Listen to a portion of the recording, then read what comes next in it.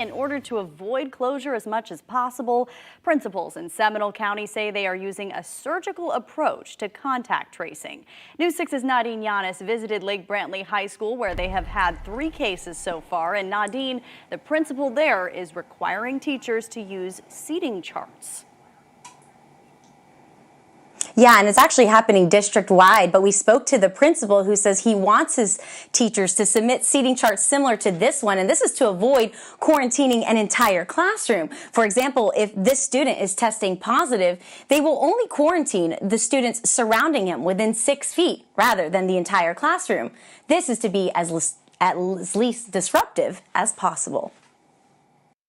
If this student were to test positive. It's something Lake Brantley Principal Brian Blazewitz has had to do 3 times in just the first 12 days of the new school year.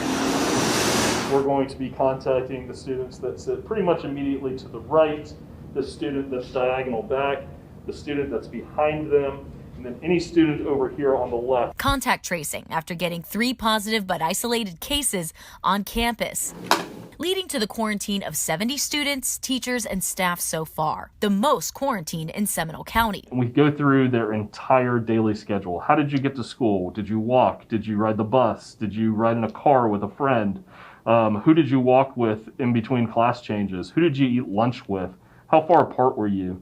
And then we pull their schedule. He and his school's COVID team then pulling those seating charts required from teachers. We are full steam ahead with seating charts. It is arguably the most important part of our contact tracing. A surgical approach. So student 1 is a confirmed positive test. To pinpoint only the students who may have been exposed. You wouldn't really have to worry about students 9 through 20. Only those within 6 feet for more than 15 minutes. In this scenario, but you're looking at student 2, student 5, and likely student 6. The reason is to be as least disruptive as possible and not quarantine unnecessary students like those on the other side of the classroom. We don't have to disrupt that right to an education. We're going to try not to, albeit making sure that we're as safe as possible.